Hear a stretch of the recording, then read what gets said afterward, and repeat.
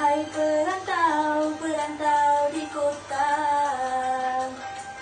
pulanglah ke desa berhari raya. Alia, kau tak boleh naik kat dapur. Kenapa pula? Tak boleh. Kaum Melayu mempunyai satu pantang larang yang menyebut anak dara tidak dibenarkan menyanyi di dapur kerana dikhawatiri mendapat suami tua. Nyanyian tidak menyebabkan makanan tersebut hangit, tetapi orang tua berkata begitu kerana tidak mahu air liur masuk ke dalam makanan yang menyebabkan makanan tersebut hangus. Selain itu, dikhawatiri tersalah letak bahan dan menyebabkan makanan tersebut tak sedap.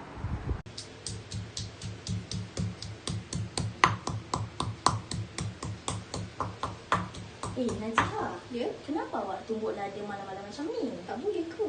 Tak boleh, ini akan menyebabkan makhluk yang tidak diundang datang ke dalam rumah. Betul ke? Ya. Seperti yang ditunjukkan video sebelum ini, terdapat sebuah lagi pantang larang Melayu yang berkata kita tidak dibenarkan untuk menumbuk lada pada waktu malam. Ini kerana dapat memanggil makhluk halus ke dalam rumah. Sebenarnya, kita boleh menumbuk lada pada bila-bila waktu, asalkan tiada sebarang pemujaan makhluk halus dilakukan. Orang tu berkata begini kerana tidak mahu mengganggu waktu tidur orang lain. Jiha? Ya? Jiha nak kongsi pen sikit? Tak boleh. Kenapa pula? Sebab boleh datang nasib malam. Oh, ya ke? Situasi tadi, masyarakat Cina telah beranggap sekiranya seseorang itu berkongsi buah pen bersama anaknya ataupun kekasih, ia boleh mendatangkan nasib malam. Namun, masyarakat Cina juga beranggap berkongsi buah pen ini dah mendatangkan konsep akan berpisah, iaitu hui fengkai, dan sekiranya kalau seseorang itu tetap berkongsi dan mereka juga akan berpisah.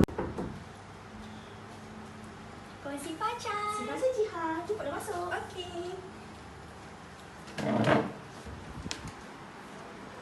Hai Jiha, lama tak jumpa. Betul tu. Awak sihat tak? Sihat saja.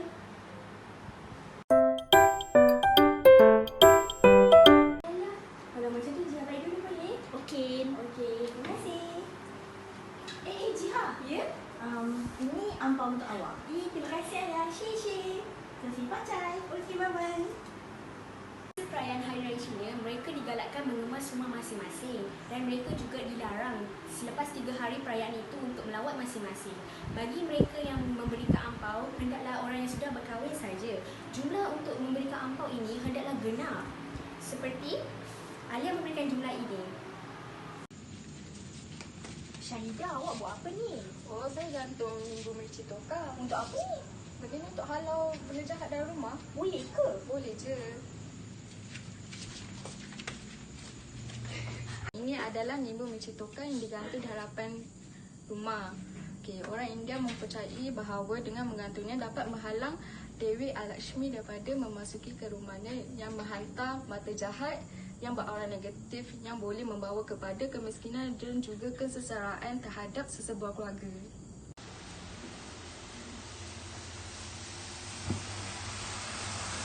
Apabila sebuah keluarga berpindah ke rumah baru, kaum India perlu mendidihkan air, susu sehingga melimpah ruah sebagai tanda rezeki yang melimpah ruah dan juga sebagai tanda rumah tersebut telah diberkati. Okey, selepas itu susu tersebut juga akan dipersembahkan kepada dewa-dewa mereka terlebih dahulu sebelum diberikan kepada tetamu dengan menambah sedikit gula.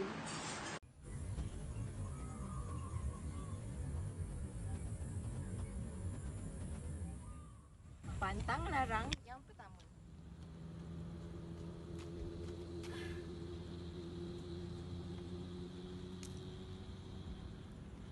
Kenapa kau buang air mineral tu?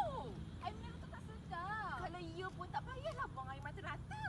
Weh, tu air mineral je pun, bukan air manis. Memanglah, orang dulu kata tak elok tau buang air mata rata, nanti ada benda buruk jadi kat kita tau.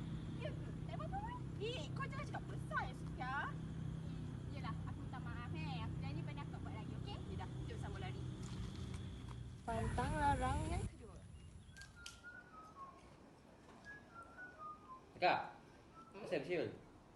Kenapa? Tak boleh ke? Iyalah, mana boleh. Akak kan belum kahwin lagi. Nanti susah dapat jodoh. Ya je. Ya. Patutlah kau tak jumpa pasangan lagi. Patutlah. Okey, lepas ni akak tak buat lagi. Betul eh? Janji ya? Mantap. Itulah antara pantang larang yang terdapat pada kaum Baba dan Nyonya. Pantang larang yang pertama, mereka melarang untuk orang membuang air merata-rata kerana mereka menganggap bahawa orang yang membuang air merata-rata akan ditimpa kecelakaan selepas itu. Dan pantang larang yang kedua, mereka juga dilarang bersiul di dalam rumah, terutama sekali perempuan yang masih belum berkahwin, kerana mereka menganggap bahawa perempuan itu akan susah mendapat jodoh. Kesimpulannya, kita sebagai rakyat Malaysia yang pelbagai kaum dan etnik perlulah saling hormat menghormati antara etnik-etnik yang lain.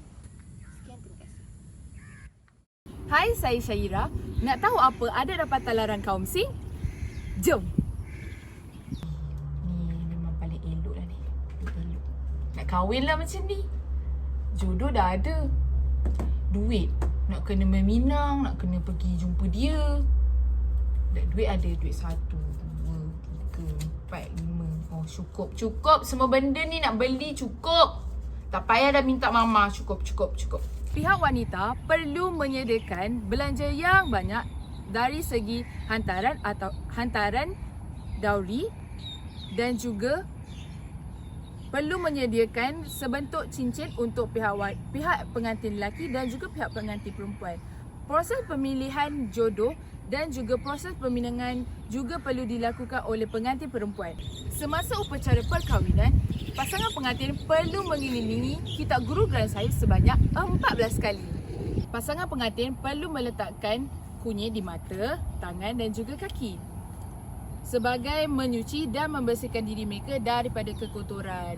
Pihak pengantin juga perlu menyediakan sebentuk cincin emas. Tak ada kan? Sebab saya tak kahwin lagi. Dan paling penting untuk pengantin perempuan, mereka perlu memakai baju berwarna merah jambu ataupun merah sahaja.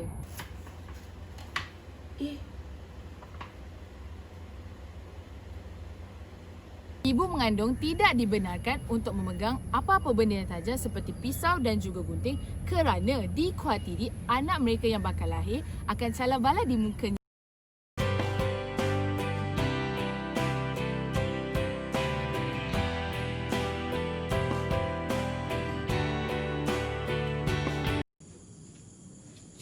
Aku tak ingat lah.